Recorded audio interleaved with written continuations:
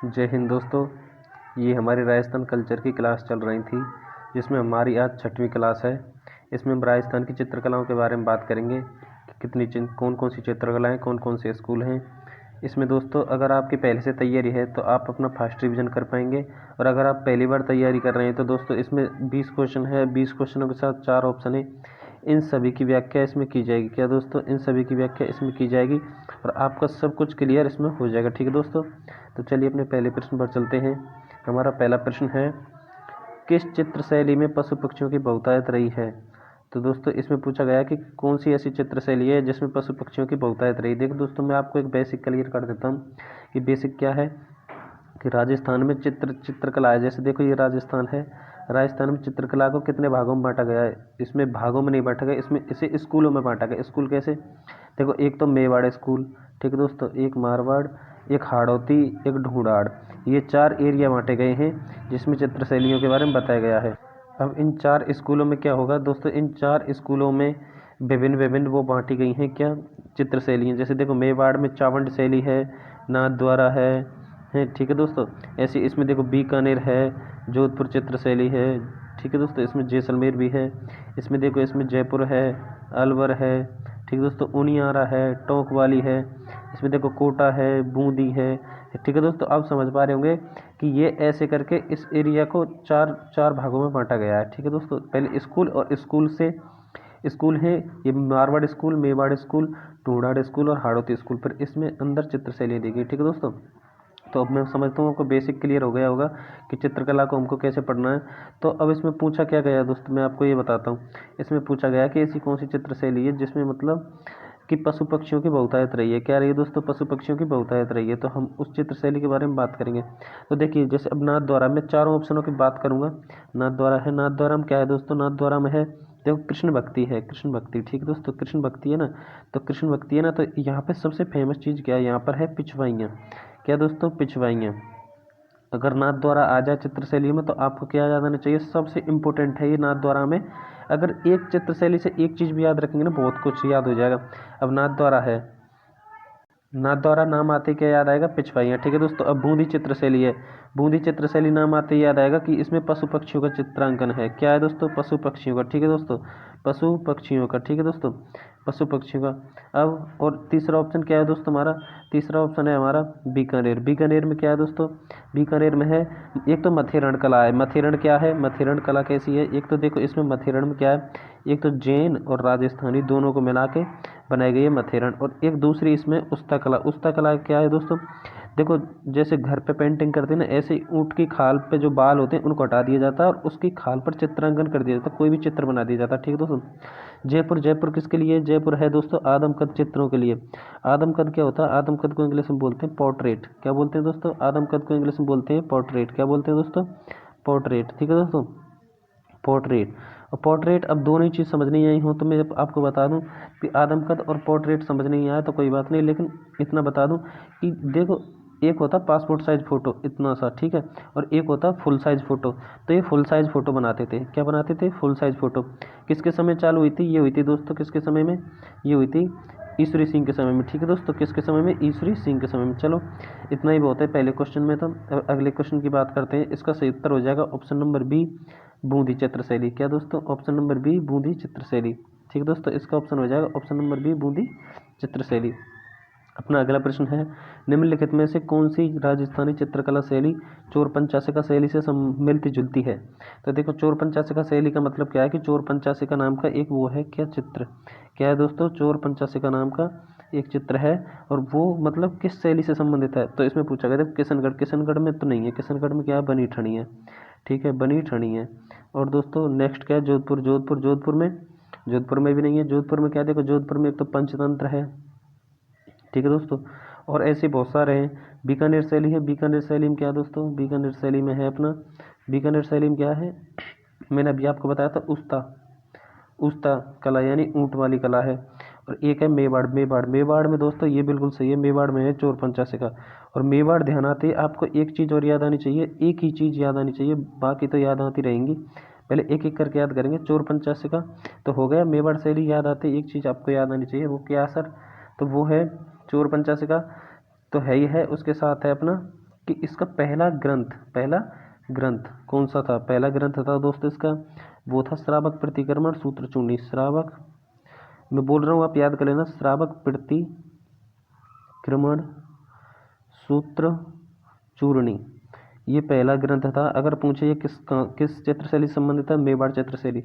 अगर मेवाड़ चित्रशैली ध्यान आती है तो ये चीज़ आनी चाहिए। और ये श्रावक प्रतिक्रमण सूत्र चूर्णी है, बनाया किसने? ये बनाया था कमल चंद्र ने। किसने बनाया दोस्तों? कमल चंद्र ने। और किसके समय बनाया था? ये बनाया था दोस्तों, किसके समय बनाया था? ये बनाया था अपना तेज सिंह के समय। किसके समय दोस्तों? ये बनाया था तेज सिंह के समय। ठीक है दोस्तों, आपको ऐसे याद रखना है, बाकी इसके बारे में और बाद में बात करेंगे। तो इसमें है ऑप्शन नंबर डी, मेवाड़ शैली। चलिए अगले प्रश्न पर चलते हैं। हमारा अगला प्रश्न है, चावंड चित्रकला शैली का विकास किस क्षेत्र में हुआ? चावंड, अब मैंने आपको बताया था कि अपना राजस्थान ये है, इसमें 4 स्कूल हैं, मारवाड़, मेवाड़, हाड़ौती और ढूढ़ाड़। अब मैंने बताया था इसमें बीकानेर, जैसलमेर और इसमें दोस्तों इसमें भी बताया था कि चावंड है, उदयपुर शैली है, मेवाड़ वाली शैली, इसमें उदयपुर, उसमें सॉरी जयपुर, अलवर वाली। तो ऐसे ही अब दोस्तों ये पूछ रहा है कि चावंड चित्रशैली किस में थी? तो चावंड कहाँ से संबंध रखती है? चावंड रखती है दोस्तों उदयपुर से। क्यों? चावंड चित्रकला आपको पता होगा, चावंड को राजधानी बनाया था महाराणा प्रताप ने, तो ये इसमें से आएगी। तो ये उदयपुर शैली या मेवाड़ शैली है, इसमें ये रही ना। तो दोस्तों इसका उत्तर हो जाएगा ऑप्शन नंबर ए। अब देखो मैं आप चावंड शैली के बारे में 2-3 बातें बता देता हूँ आपको, जिससे आपको ये क्लियर होगी, क्योंकि थोड़ा थोड़ा बेसिक क्लियर करेंगे जब ही होगा कुछ। अब दोस्तों चावंड शैली के बारे में क्या बात है? देखो चावंड शैली, इसको राजधानी किसने बनाया था? महाराणा प्रताप ने। तो चावंड चित्रकला शैली किसके समय चालू हुई? महाराणा प्रताप के समय। ठीक है दोस्तों, किसके समय? महाराणा प्रताप। अब एक आता है शुरुआत और एक आता है स्वर्णकाल। और स्वर्णकाल किसके समय हुआ था दोस्तों? स्वर्णकाल हुआ था इस महाराणा प्रताप के पुत्र अमर सिंह फर्स्ट के समय। किसके समय दोस्तों? अमर सिंह फर्स्ट के समय। ठीक है दोस्तों, 2 बात इसके बारे में याद रखें, हर एक शैली के बारे में दो एक बात आपको कॉमन याद करके चलनी है कि हाँ हमको याद करना ही करना है। चावंड को राजधानी बनाया था महाराणा प्रताप ने, इसी के समय हुई थी, इन्हीं के समय हुई थी चावंड चित्रकला शैली की शुरुआत। और सबसे ज़्यादा स्वर्ण काल आया था अमर सिंह फर्स्ट, यानी सबसे अच्छी उन्नति की थी इसने। अब देखिए दोस्तों अगली बात करते हैं कि हाड़ौती दे रखा है आगे। तो हाड़ौती में क्या दोस्तों? हाड़ौती में है एक तो कोटा बूंदी, और कोटा में क्या था? कोटा में था शिकार। क्या कि अगर कोटा आ जाए तो कोटा में एक ही चीज़ याद रखनी है, शिकार। कोटा में सबसे ज़्यादा शिकार को महत्व दिया गया था, जिसमें स्त्री होती है ना, जो वोमेन होती हैं, वो भी शिकार कर रही थी। ठीक है दोस्तों, स्त्रियां भी शिकार करती हुई दिखाई गई हैं, किसमें? हाड़ौती में, कोटा में। और मारवाड़ में क्या है दोस्तों? मारवाड़ में क्या है दोस्तों? मारवाड़ में वही है, राजशाही चीज़ें थी, पगड़ी वगैरह ऐसी। ठीक है दोस्तों, राजशाही चीज़ें थी। और शेखावाटी में क्या? शेखावाटी में है दोस्तों हवेलियाँ। क्या है दोस्तों? हवेलियाँ। ठीक है, हवेलियाँ कैसे? कि यहाँ पे हवेलियाँ बनाई गई हैं, जिसमें हवेलियों में चित्रांकन किया गया है। ठीक है दोस्तों, जिसमें फ्रेस्को पेंटिंग का यूज लिया गया है। और इसमें क्या बताया गया है कि शेखावाटी है, जो शेखावाटी में जो मतलब इसमें है वो क्या बोलते हैं उसे? हवेलियाँ हैं, हवेलियों में जो चित्र बनाए गए हैं उन्हें क्या बोलते हैं? Open art gallery. क्या बोलते हैं दोस्तों? ओपन आर्ट गैलरी, यानी खुली जो चित्रकला की जो गैलरी है उसे बोलते हैं यहाँ पे ओपन आर्ट गैलरी। मतलब कि ओपन आर्ट गैलरी का संबंध किससे है? तो वो है शेखावाटी से। तो इसका उत्तर हो जाएगा अपना ऑप्शन नंबर ए, मेवाड़ में चावंड चित्रकला शैली है, उसका विकास हुआ था। ठीक है दोस्तों, तो अगले प्रश्न पर चलते हैं। हमारा अगला प्रश्न है, किशनगढ़ शैली का स्वर्णिम युग कौन सा था? किशनगढ़ चित्र शैली के स्वर्णिम युग के बारे में बात कर रहे हैं, तो किशनगढ़ शैली तो आपको याद होनी चाहिए दोस्तों। और स्वर्णिम युग के बारे में बात कर रहे हैं तो किशनगढ़ शैली याद आती है, मैंने बताया था ना कि एक शैली याद आएगी तो उसके बारे में 2-3 बातें याद आनी चाहिए। जैसे किशनगढ़ शैली में क्या आता है? देखो सावंत सिंह। क्या था दोस्तों? सावंत सिंह। क्यों सावंत सिंह था? सावंत सिंह यहाँ के राजा थे। इनके समय में एक थी बनी ठनी। क्या थी दोस्तों? बनी ठनी। ठीक है, और इसकी वो बनाई थी, चित्र बनाए थे, वो किसने बनाए थे? निहाल चंद। किसने बनाए थे दोस्तों? निहाल चंद ने। ठीक है, 3 बातें याद होगी। सावंत सिंह राजा थे, उनकी प्रेम का थी बनी ठनी, और निहाल चंद इसके चित्रकार थे। किसके? बनी ठनी। मतलब कि सावंत सिंह प्रेम करते थे बनी ठनी से, और ये अपनी पत्नी से इतना नहीं करते, लेकिन अपनी पासवान थी, प्रेम का थी बनी ठनी, इससे करते थे। और बनी ठनी के साथ साथ चित्र बनवाते थे। किससे? निहाल चंद इनका दरबारी था। कौन था? निहाल चंद दरबारी था। तो निहाल चंद ने बनाए थे किसके चित्र? बनी ठनी के। ठीक है दोस्तों, किसके बनाए थे? बनी ठनी के। ठीक है, तो ये मैं मानता हूँ आपको समझ में आ गया। तो इसमें है देखो सावंत सिंह, ये option number D Sawant Singh. Kishangarh शैली का स्वर्णिम युग कौन सा था? ये था सावंत सिंह के समय। ठीक है, सावंत सिंह ये रहा सावंत सिंह। ठीक है दोस्तों, चलिए अपने अगले प्रश्न पर चलते हैं। हमारा अगला प्रश्न क्या है? अगला प्रश्न है प्रश्न नंबर 5, पिछवाई पेंटिंग्स कौन सी शैली से संबंधित हैं? पिछवाई पेंटिंग्स कौन सी शैली से संबंधित हैं? तो दोस्तों इसमें क्या पूछा गया, पिछवाई पेंटिंग्स कौन सी शैली से संबंधित है? मैंने आपको पहले बताया था कि कृष्ण भगवान का सबसे ज़्यादा कहाँ पर वो महत्व है, तो वो है नाथ द्वाराम। कहाँ पर है दोस्तों? नाथ द्वाराम है। नाथ द्वाराम क्या था? सिहाड़। और यहाँ पर नाथ द्वारा की शुरुआत किसने की थी? राज सिंह ने। जैसे चावंड की थी प्रताप ने, महाराणा प्रताप ने, तो राज सिंह ने करी थी नाथ द्वारा की शुरुआत। ठीक है दोस्तों। और सिहाड़ नाथ द्वारा राजसमंद से इसका संबंध है। तो पिछवाई का ये क्या हो गया? ये हो गया दोस्तों नाथ द्वारा शैली का। ठीक है। किशनगढ़ शैली मैंने आपको बताई थी। किशनगढ़ शैली में क्या है? किशनगढ़ शैली में अपनी बड़ी छड़ी सावंत सिंह, जिसको जो नागरीदास के नाम से भी जाने जाते हैं, मेवाड़ शैली है।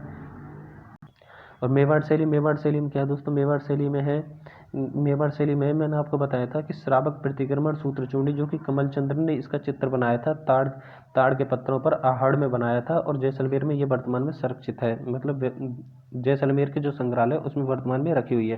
क्या?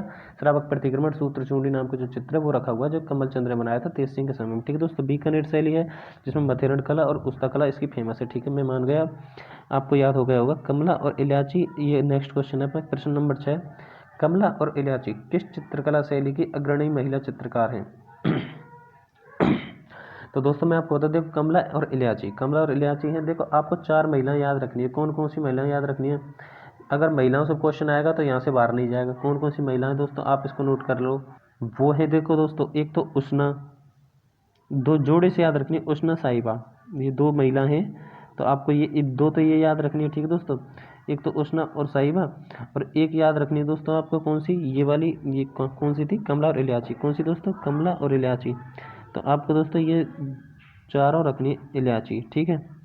उष्णा, साहिबा, कमला, इल्याची। अब दोस्तों मैं आपको बताना क्या चाहता हूँ वो समझो कि उष्णा और साहिबा ये तो है अजमेर से संबंधित। कहाँ से है दोस्तों? अजमेर से संबंधित। कौन सी है? उष्णा साहिबा। कमला इल्याची कहाँ से है? ये है नाथ द्वारा से। बस ये 2 जोड़े से याद रखनी है, और इसके अलावा कोई महिला याद नहीं करनी। महिलाओं से क्वेश्चन आता है और इससे बाहर नहीं जाएगा। आपको इसमें ज़्यादातर ये क्वेश्चन पूछा जाता है, अगर ये भी पूछ ले तो फिर आपका सिलेक्शन कोई नहीं रोक सकता। ठीक है दोस्तों। थोड़ा फालतू याद कर लेंगे पर सिलेक्शन से नहीं चूकना है। तो ये नाथ द्वारा में कमला और इल्याची, अजमेर में उष्णा और साहिबा। ठीक है दोस्तों, आप नोट कर लेना। तो इसमें पूछा गया था कि कमला और इल्याची किस चित्रकला जो शैली है उसमें अग्रणी महिला चित्रकार हैं। तो अब हमने बता दिया है कि उष्णा और साहिबा किस चित्रकला शैली की वो चित्रकार हैं। वो है दोस्तों कमला और इल्याची नाथ द्वारा की। चलिए दोस्तों अगले प्रश्न पर चलते हैं। हमारा अगला प्रश्न क्या है? अगले प्रश्न में पूछा गया कि स्त्रियों द्वारा शिकार करते हुए चित्रण किस चित्रकला शैली में बताया गया है? क्या दोस्तों? कि जिसमें महिलाएं भी शिकार कर रही हैं वो किस चित्र शैली में बताया गया है? तो वो है दोस्तों कौन सी? वो मैंने आपको बताया था कि अगर शिकार आ जाए तो आपको एक ही याद आनी चाहिए, वो कौन सी है? कोटा।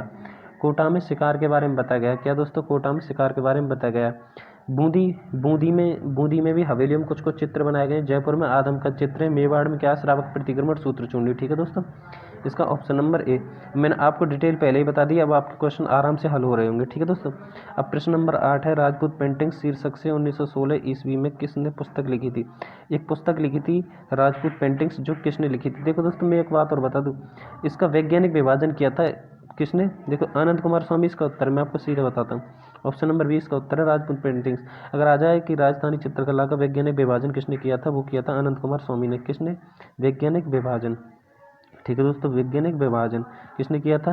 आनंद कुमार स्वामी ने। और कब किया था? 1916 में। तीनों ही चीज़ याद रखनी है। कौन कौन सी याद रखनी है? बहुत ज़्यादा इंपॉर्टेंट मैं फिर बोल रहा हूँ। देखो राजपूत पेंटिंग्स किसकी पुस्तक है? आनंद कुमार स्वामी की। कब लिखी? 1916 में। क्या किया था? वैज्ञानिक विभाजन। इसके अलावा कुछ याद नहीं रखना। ठीक है दोस्तों, बस इतने क्लियर रखना। इसका ऑप्शन बी। अगले प्रश्न पर चलते हैं। प्रश्न नंबर है हमारा 9। किसके दरबार में निहाल चंद आधिकारिक दरबारी चित्रकारी के रूप में कार्यरत था? इसमें पूछा गया कि निहाल चंद जो थे वो किसके दरबारी चित्रकार थे? किसके दरबारी चित्रकार थे? तो मैंने अभी बताया था कि देखो किशनगढ़ शैली आएगी। किशनगढ़ शैली में क्या था? एक तो सावंत सिंह, ठीक है, उनकी प्रेम का बनी ठनी। कौन सी? बनी ठनी। और इनके वो थे, वो चित्रकार थे निहाल चंद। ठीक है दोस्तों, ये तीनों चीज़ आपको याद रखनी है। अब इसमें पूछा गया कि निहाल चंद किसके दरबारी थे? तो सिंपल सी बात है, सावंत सिंह के थे। सावंत सिंह का दूसरा नाम भी मैं आपको बता दूं, कहीं पूछ ले, वो है नागरीदास। क्या है दोस्तों? नागरीदास इनका दूसरा नाम है, नागरीदास। ठीक है, चलिए अब अगले प्रश्न पर चलते हैं। हमारा अगला प्रश्न में क्या पूछा गया? अगले प्रश्न में पूछा गया है दोस्तों कि निम्न में से कौन सी चित्रकला शैली मुगल चित्रकला से सर्वाधिक प्रभावित थी? तो वो कौन सी थी दोस्तों? तो दोस्तों उसमें पूछा गया है कि मुगल चित्रकला का सर्वाधिक प्रभाव किस पे था।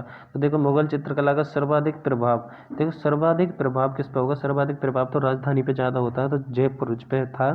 जयपुर पे क्या था, सर्वाधिक प्रभाव था किसका, मुगल चित्रकला का सर्वाधिक प्रभाव था जयपुर पर। किशनगढ़ में आपको फिर दोबारा बता दूं, सावंत सिंह, प्रेम का बनी ठनी और वो निहाल चंद ने इसका चित्र बनाया था। सावंत सिंह का दूसरा नाम नागरीदास था। ठीक है दोस्तों, चलिए दोस्तों अपने अगले प्रश्न पर चलते हैं। हमारा अगला प्रश्न हो गया कौन सा वाला, कि निम्न में से कौन सी शैली ढूंढाड़ चित्रकला स्कूल के अंतर्गत नहीं आती है। तो देखो मैं आपको फिर बता दूं, 4 स्कूल थे बस अपने, कौन कौन से, मेवाड़, मारवाड़, एक हाड़ौती नीचे, इधर ढूंढाड़। ठीक है, अब इसमें पूछ रहा था कि ढूंढाड़ स्कूल में कौन सी नहीं आती है। तो देखो आमेर आती है, जयपुर भी आएगी, उनियारा टोंक में पड़ती है, आएगी। बूंदी नहीं आएगी। बूंदी क्यों नहीं आएगी, बूंदी पड़ती है यहाँ पे, कहाँ पर पड़ती है, बूंदी यहाँ पे, तो ये आएगी हाड़ौती में। ठीक है दोस्तों, अब देखो मैं एक चीज़ आपको आज क्लियर कर देता हूँ, ये है उनियारा। क्या है दोस्तों, ये है उनियारा। और उनियारा से ही मतलब नहीं है, एक चीज़ ध्यान रखना, अगर जयपुर ज़्यादातर किसको सम्मिलित करती है, जयपुर करती है टोंक को शामिल। ठीक है, किसको करती है, टोंक को शामिल, टोंक में ही आती है उनियारा। अगर टोंक को किसी में शामिल किया जाएगा तो वो है जयपुर, क्योंकि जयपुर के पास में ही है टोंक। कैसे कि जयपुर देखो यहाँ पे इसका मानचित्र जयपुर और यहाँ पर ही है टोंक। तो मैं फिर बोल रहा हूँ आपसे कि जो जयपुर के पास में टोंक है, इसे हमेशा टोंक को जयपुर में ही शामिल किया जाएगा। तो जयपुर के अंतर्गत जितनी भी चीज़ें हैं ना, वो टोंक के अंतर्गत जितनी भी चीज़ें हैं वो जयपुर में शामिल की जाएंगी। ठीक है, तो इसका उत्तर हो जाएगा ऑप्शन नंबर डी यानी बूंदी चित्रशैली। इसमें ढूंढाड़ चित्रकला स्कूल में नहीं आती है। चलिए अगले प्रश्न पर चलते हैं, बनी ठनी चित्र किस शैली का है।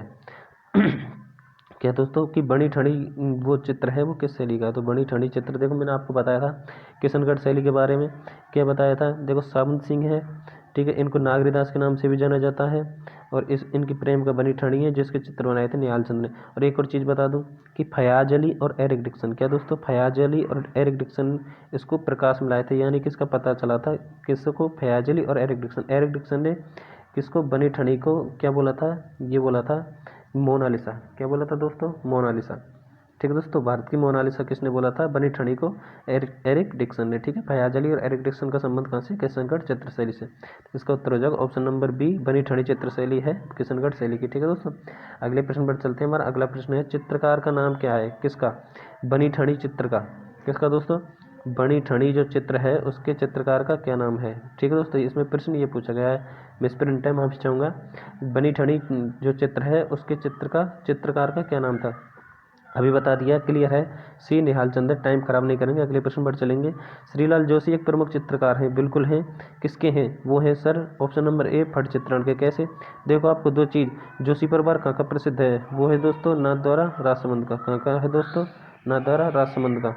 सॉरी दोस्तों, नाथद्वारा राजसमंद का नहीं, नाथद्वारा राजसमंद का क्या है, नाथद्वारा राजसमंद का फट नहीं है, नाथद्वारा राजसमंद की तो पिछवाई है, अभी बताया था ना मैंने, पिछवाई है, वो कन्फ्यूज हो गया मैं, वो नाथद्वारा राजसमंद की पिछवाई है। और लेकिन सापुरा भीलवाड़ा की क्या है, सापुरा भीलवाड़ा की क्या है, सापुरा भीलवाड़ा की है फट चित्रण। ठीक है दोस्तों, क्या है दोस्तों, सापुरा भीलवाड़ा की है फट चित्रण। इसका ऑप्शन हो जाएगा ऑप्शन नंबर ए।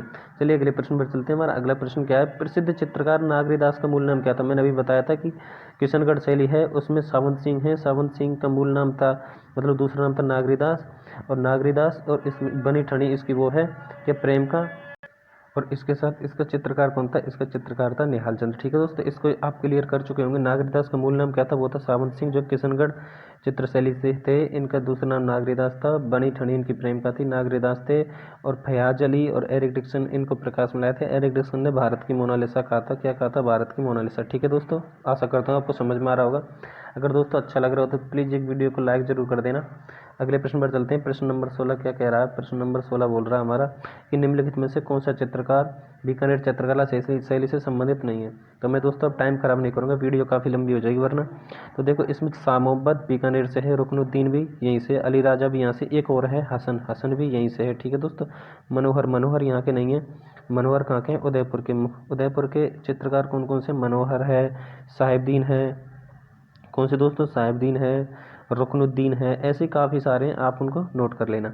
चलिए दोस्तों अगले प्रश्न पर चलते हैं। इसका हो जाएगा ऑप्शन नंबर डी। अगला प्रश्न है प्रश्न नंबर 17, चित्रकला के संदर्भ में निम्न में से कौन सा विकल्प सही नहीं। देखो शालिग्राम, बक्साराम, नंदराम अलवर शैली के कलाकार है। देखो अलवर शैली में एक मेन आपको याद रखना कौन सा, बक्साराम।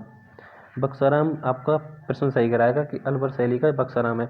एक है दोस्तों देखो मूलचंद जो कि हाथी दांत पर करता था, ठीक है। एक है दोस्तों बलदेव, बलदेव क्या करता था, बलदेव क्या करता था दोस्तों, बलदेव करता था अपना ये करता था, ये विनय सिंह को चित्रकारी सिखाता था। क्या सिखाता था, विनय सिंह को चित्रकारी सिखाता था, ठीक है दोस्तों बलदेव। तो ये तो पहला तो सही है, ये तो बिल्कुल सही है। आलागिला पद्धति सर्वप्रथम आमेर में इसका प्रयोग हुआ, ये भी सही है दोस्तों, आमेर में हुआ था। रघुनाथ डालू गोविंदराम और ये कोटा शैली का चित्रकार, ये भी सही है दोस्तों। चोखेलाम महल का संबंध बीकानेर, नहीं दोस्तों, चोखेलाम महल अगर कहीं भी आ जाए तो चोखेलाम महल आपको करना कहाँ है, मैं आपको बता दूं दोस्तों, चोखेलाम महल करना है आपको कहाँ पे, मेहरानगढ़ में। मेहरानगढ़ कहाँ है दोस्तों, मेहरानगढ़ है जोधपुर में, ठीक है दोस्तों, मेहरानगढ़ में करना है क्या, चोखेलाम महल। तो दोस्तों इसका जो सही उत्तर होगा कि कौन सा सही नहीं है वो होगा ऑप्शन नंबर डी। चलिए अगले प्रश्न पर चलते हैं। हमारा अगला प्रश्न क्या बोल रहा है, प्रश्न नंबर 18 कि निम्नलिखित में से किस चित्र शैली में पंचतंत्र चित्रांकन के लिए जानी जाती है। अगर दोस्तों आपने अच्छे से क्लास ली होगी तो आपको जरूर पता चलोगी। पंचतंत्र मैंने बीच में नाम लिया था लेकिन आपको रिवीजन करा देता हूँ कि पंचतंत्र के लिए जानी जाती है मारवाड़, यानी कि जोधपुर। कौन सी, जोधपुर। और इसमें क्या ऑप्शन में आया, मारवाड़, ठीक है दोस्तों, इसका हो जाएगा ये। अब देखो बूंदी, अब मैं फिर से रिवीजन, बूंदी, बूंदी पशु पक्षियों के चित्रांकन के लिए, ठीक है, पशु पक्षियों के चित्रांकन के लिए।